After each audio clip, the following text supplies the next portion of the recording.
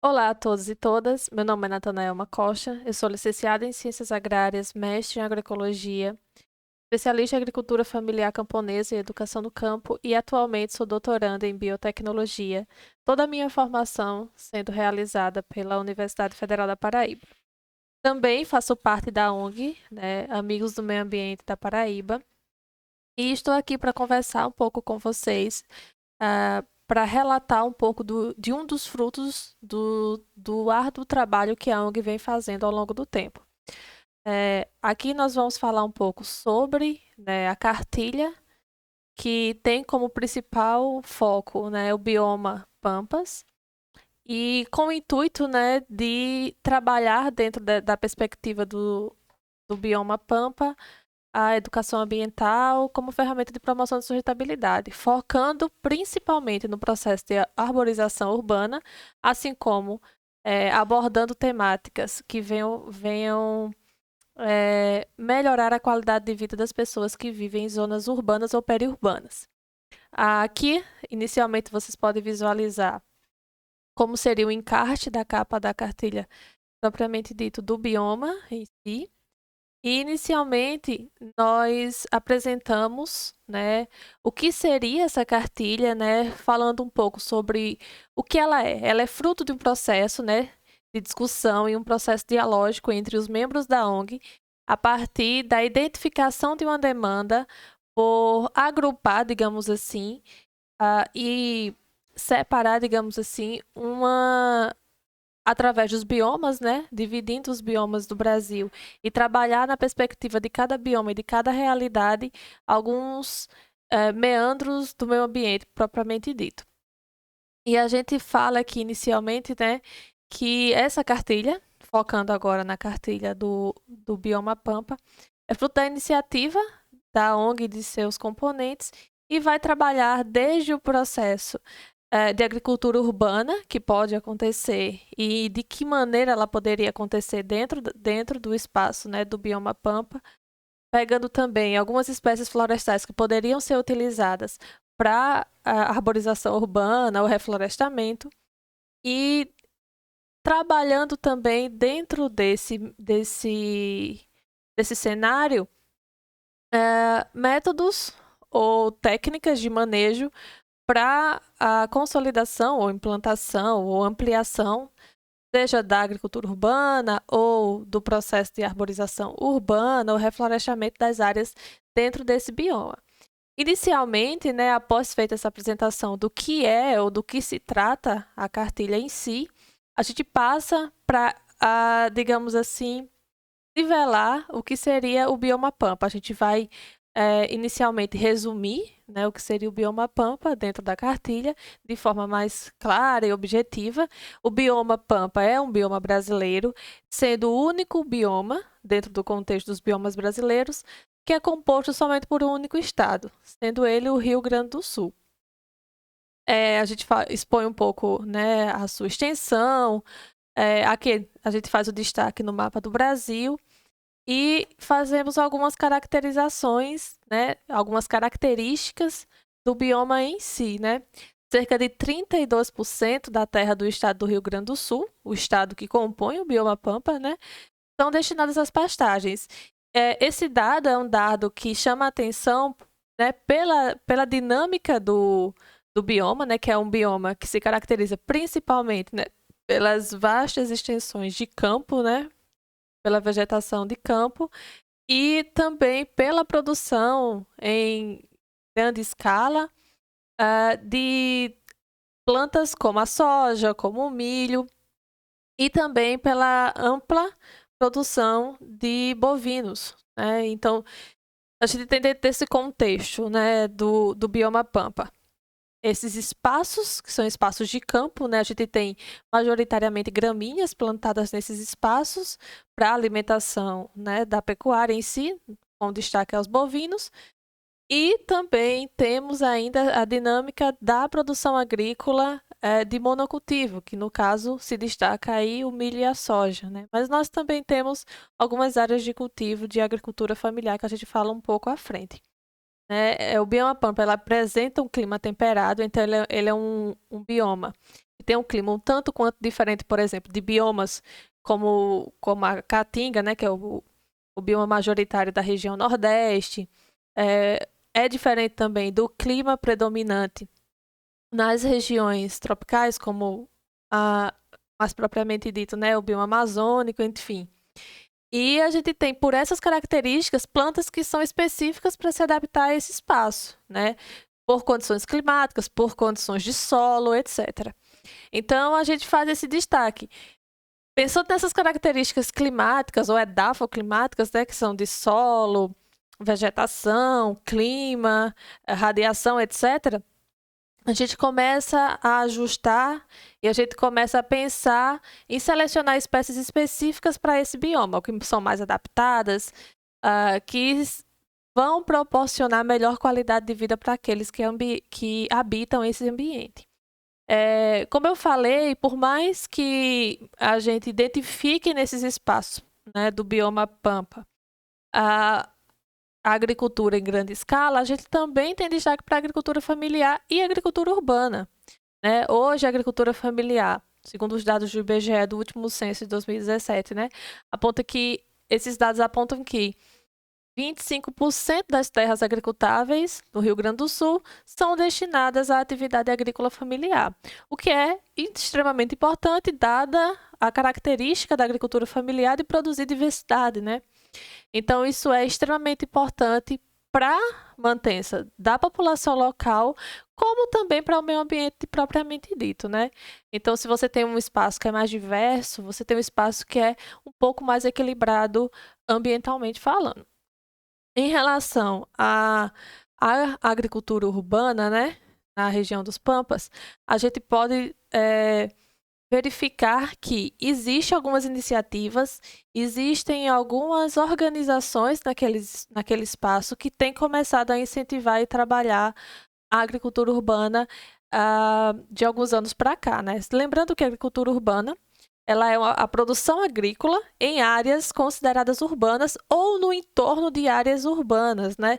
Essa agricultura urbana, ela vem com objetivos principais, né? Que seria a produção de biomassas nesses espaços, você tem a melhoria do ar nesses espaços, você tem agricultura urbana, a população ou os grupos que lançam mão dessas atividades têm acesso a alimentos mais saudáveis e alimentos que mais rapidamente podem chegar à sua mesa, né? E que você tem segurança de procedência também. Então, você tem várias vantagens, né? Geração de renda, mais fácil acesso à alimentação, um alimento mais saudável. Então, você tem diversos benefícios para a utilização ou o início da prática ou a ampliação da prática da agricultura urbana propriamente dita, tá?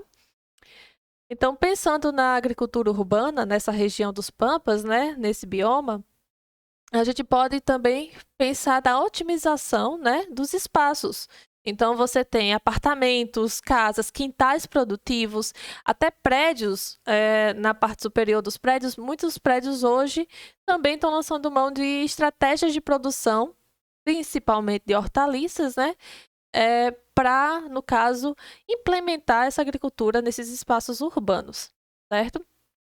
Então, dentro da cartilha, a gente tem essas informações, esses apanhados, que vão desde conceitos simples sobre o que é agricultura urbana até as suas características e suas motivações, vantagens, né, que são atreladas a essa prática de agricultura urbana.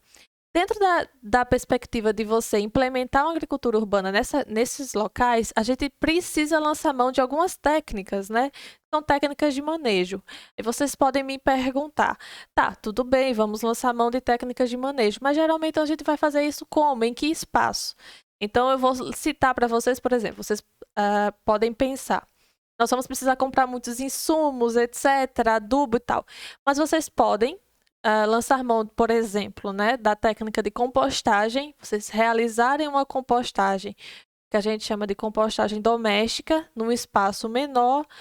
Se vocês tiverem um quintal produtivo, vocês podem utilizar isso no quintal, depende muito do espaço que vocês têm à disposição para implementar a agricultura urbana.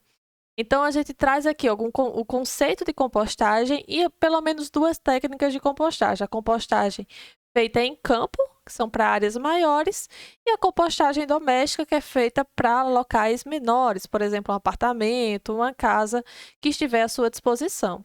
Então, a compostagem, ela nada mais é do que uma técnica que é utilizada para estimular os processos biológicos, né? Basicamente, o processo de decomposição da matéria orgânica a partir da ação de micro-organismos e animais invertebrados, como a minhoca, etc.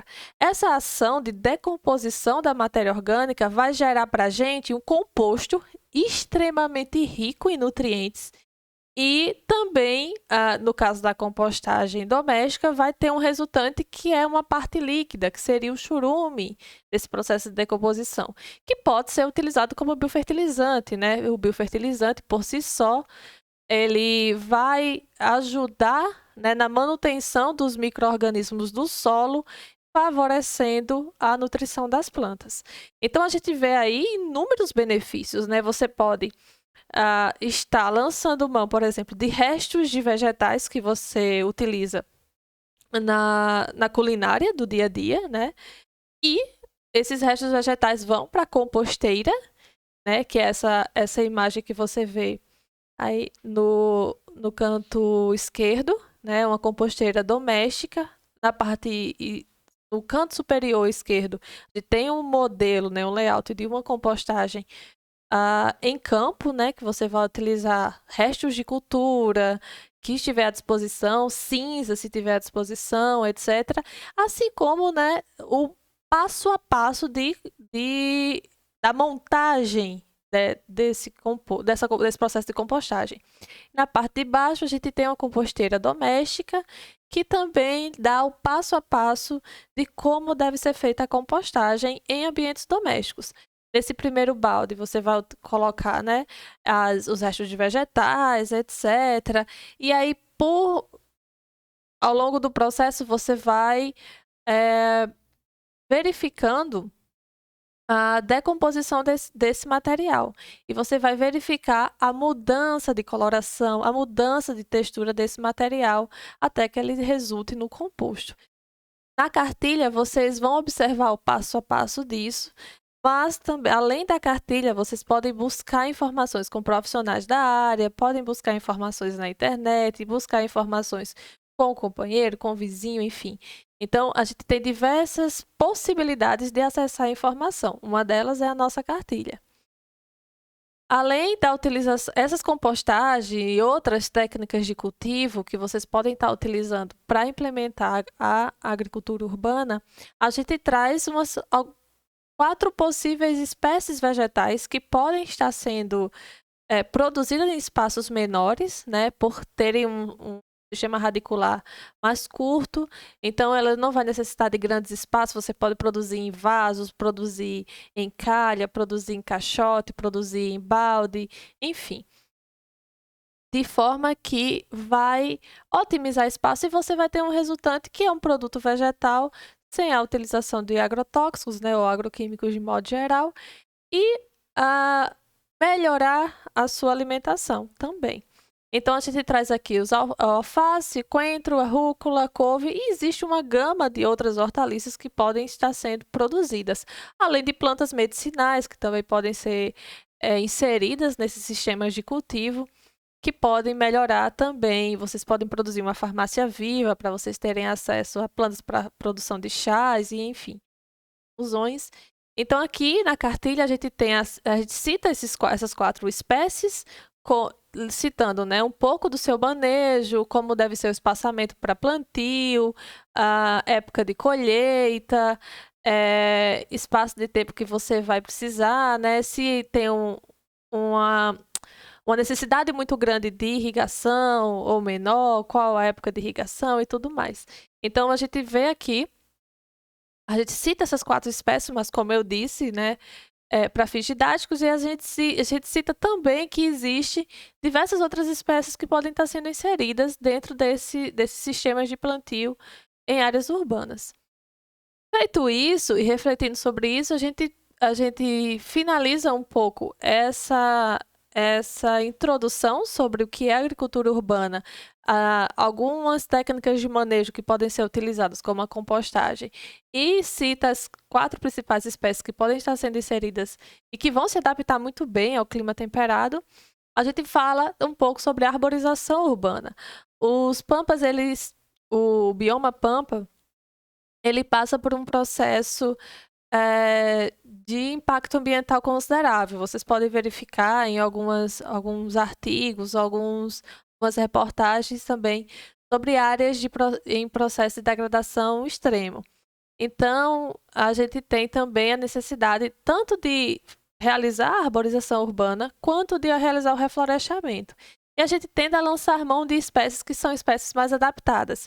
As nativas são extremamente adaptadas e algumas espécies exóticas podem se adaptar muito bem ao clima e às condições ambientais que estão disponíveis no bioma Pampas. Então, a gente fala um pouco sobre a arborização urbana aqui, então, né?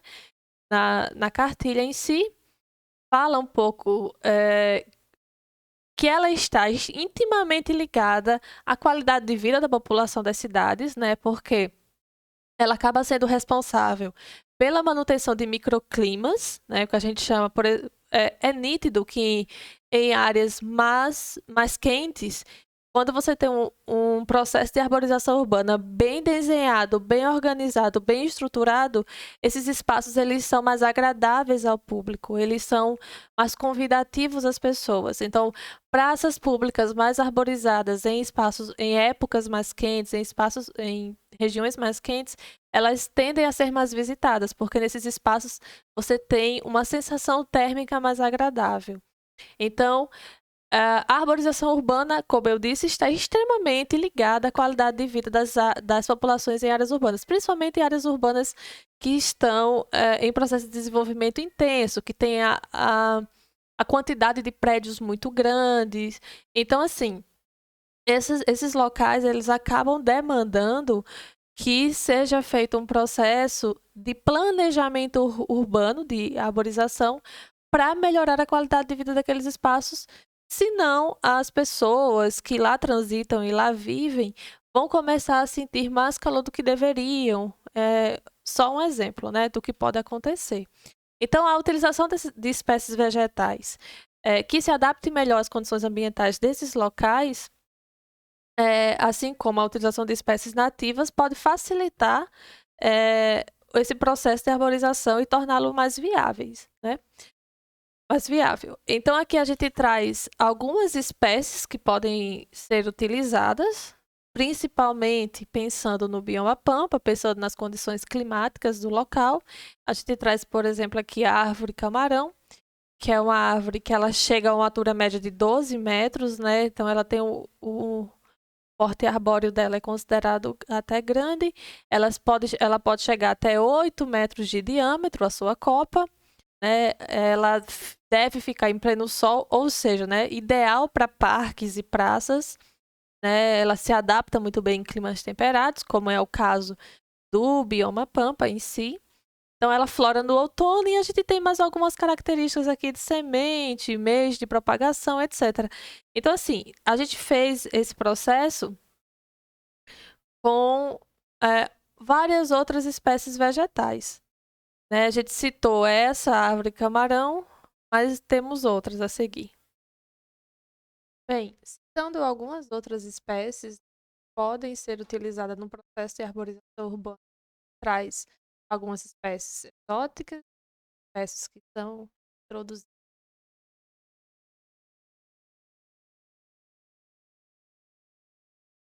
mas são originárias de outros países, e a gente tem algumas espécies nativas, a exemplo da nós temos espécies, né, que, de modo geral, vão se adaptar muito bem às climáticas do bioma e, através de suas características botânicas, elas podem fazer parte de um processo de planejamento de arborização urbana que pode ser extremamente bem sucedido. E aí, como a gente falou, trazer consigo, né, maior qualidade de vida, uma manutenção do microclima mais adequada, etc. Então, aqui na cartilha a gente traz a identificação dessas espécies traz também algumas características botânicas dela que podem ajudar nesse processo de plantação. Bem, gostaria de agradecer a todos que estão presentes, gostaria de agradecer também à ONG RamaBP, pela oportunidade de contribuir com esse compilado, nessa essa reunião de informações e a formulação e elaboração dessa cartilha, né, favorecendo e fortalecendo o acesso à informação de qualidade acerca dos biomas do Brasil e traçando assim possíveis, né, mecanismos para o plantio de diversas espécies vegetais, sejam elas espécies cultivadas, né, interesse para consumo humano, ou as espécies arbóreas para arborização urbana ou para reflorestamento. Deixar aqui meu e-mail, caso alguém tenha interesse, né, de tirar alguma dúvida, fazer alguma sugestão ou para parcerias futuras. E no mais, eu gostaria somente de agradecer. Obrigada, tenham todos uma boa semana.